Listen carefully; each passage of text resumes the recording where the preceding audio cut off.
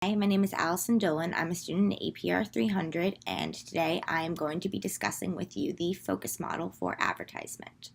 The focus model has 5 principles, and with each principle comes 3 components, making a total of 15 little sections.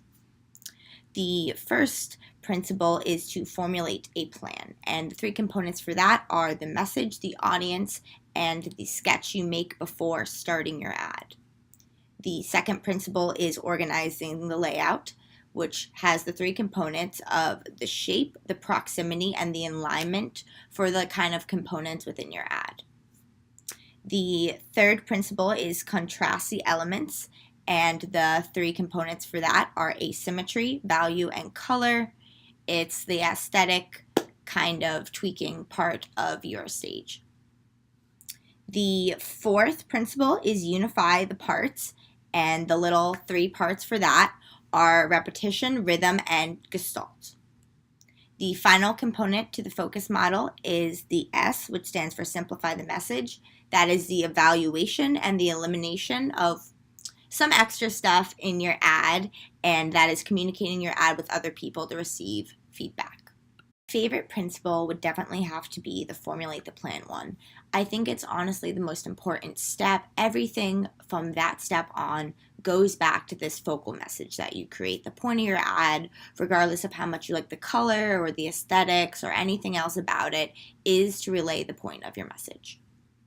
An example of a good and a bad ad or product that has to do with the formulate a plan principle is just any basic bottle of cleaning supplies. They're usually pretty direct. And for a bad ad, it would be those pencils from an anti-drug campaign that you can see below. Example of an ad that organizes their layout well is the little spaceman. Everything leads to the text and directs your eye really well. There's great alignment. An example of a not so great ad is the anti-drug campaign that failed to recognize they were going to be placed next to another ad.